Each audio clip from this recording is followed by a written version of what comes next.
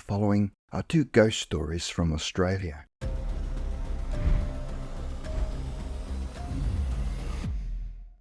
Linda. In 1969, Jean and Syd Robertson lived in the eastern suburbs of Sydney, Australia. The couple ran the local post office. The neighbours were a couple with a 12-year-old daughter called Linda, who had long blonde hair with a fringe. As it was their only child, they doted on her and quite possibly spoiled her too much. Unfortunately, Linda was an asthmatic and one day had a serious attack at school, so the following day her mother decided it best if she kept her at home for the day. That morning her mother could hear her daughter gasping for air in the bedroom, but by the time she got there her daughter was almost unconscious. She was about to call the doctor, but her daughter's condition worsened and she died. The parents were totally devastated and the surrounding neighbours shared their grief along with Jean and Syd next door. The couple felt that they could no longer live in the house and quickly moved out. Over the following months, a succession of tenants moved into the house but did not stay very long. One of the tenants was a friend of Jean's and told her that for some strange reason she was not happy living there. The estate agents or Jean had not told her about the tragedy that had taken place. Her friend said that it was not a happy house and she felt cold all the time and they had a strange feeling that someone else was in the house with them. Just like the many other tenants, they moved out after a short period of time. In 1972, and 3 years after the young girl's death, another couple who had recently arrived from England moved into the house and quickly introduced themselves to Jean and Syd.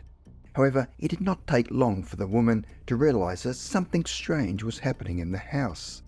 One day Jean was in the backyard and a new neighbour called to her from over the fence. As Jean walked across to her, she could see a disturbed expression on the woman's face. She asked Jean whether she was aware of anything unusual about the house. Jean did not want to mention the tragedy and instead decided to be evasive. She said, "Why do you ask?" The woman then described a rather disturbing nightmare or vision she had had the previous night. She suddenly woken up to find she was now lying across the bed with the bed sheets all twisted around her hands. In the disturbing dream, a young girl had come to her. Jean did not want to cause her any further distress, but asked her to describe the young girl. The neighbour said the child was about 12 years old with long blonde hair and a straight fringe. Jean said, "Did she tell you her name?" And the woman said, "Oh yes, but I didn't quite catch it." Not wanting to lead the woman on, asked her, "Did it sound like Lena?" The woman said, "No, not Lena," and suddenly said it was Linda. Jean was not surprised about the incident, especially after what her friend had been telling her. It seems that when the couple left the house, the spirit of their young daughter Linda, for some strange reason, had stayed behind. Eventually the couple moved out and a new couple with 2 young children moved in. After introducing themselves to the neighbours and after a few weeks, they approached a neighbour and friend of Jean's called Judy. It was their wedding anniversary and they asked Judy whether she could babysit for them as they wanted to go out and celebrate the occasion. By now the whole neighbourhood had known about the house's reputation and Judy herself was rather hesitant about wanting to go inside, but decided to help the couple out. As Judy arrived at the front gate, she was greeted by the couple along with their German Shepherd dog. They gave her the front door key and left to celebrate. As Judy and the dog approached the front door, she noticed that the dog refused to go into the house and stopped at the front door. It was a cold night, but Judy could not coax the dog to go inside and it just stood there with its head down and its tail between its legs. Judy walked into the house and immediately checked on the 2 children who were fast asleep. As she was walking back into the lounge, she suddenly heard a child's voice call out, "Mummy, Mummy."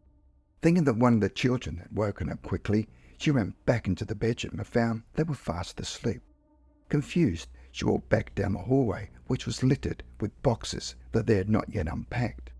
As she stood looking at the boxes, all of a sudden, standing in front of her, and plain as day, was Linda. She was standing with one hand on a painting of sunflowers in a gold frame. The apparition called out "Mummy" 3 times before vanishing. Judy did not find this enchanting, and the vision left her terrified, but she could not just run out of the house and leave the children alone. She had to wait until the parents arrived home. Not wanting to upset or frighten the family, she decided to keep her ghostly apparition to herself. The following day, she told Jean what had happened, and said nothing could ever attempt to go back into that house.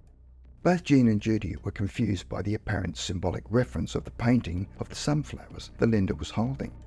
A neighbour who had been closer to the family than most told them that when Linda was alive, there'd been a painting of sunflowers on the wall in the house, which had been painted by Linda's mother. Strangely, the current tenants stayed at the house longer than many of the others. One day, an elderly aunt of Jean was staying at her house and had known nothing about the tragedy of the young girl's death. One morning, her aunt decided to go out for a walk, and upon returning, said to Jean, "I thought you told me that the family next door were away on holidays, because I've just seen a young girl with long blonde hair standing on the balcony." The Grey Lady. After the death of her husband in 1976, Pauline Couver de Merville from Lane Cove, New South Wales, Australia, found herself short of money and put her name down at a baby mining agency. Her first job as a babysitter was in a very old part of Sydney called Hunters Hill. It was an old house that sat on a hill close to Sydney Harbour. The couple were attending an evening performance at the Sydney Opera House and would not be home until late. After they'd left, Pauline checked on the children who were fast asleep and then proceeded to look around the house and found a well-stocked library. She prepared herself for a quiet night of reading, or so she thought. At around 10:30 p.m, she started to feel cold and decided to go into the kitchen and make herself a cup of tea. She just finished making the tea when she suddenly heard a deep sigh. She initially believed the sound could have been attributed to the wind in the trees or water lapping on the nearby shore. As she sat down to drink her tea, she again heard the sigh, but this time it was louder, deeper, and came from behind.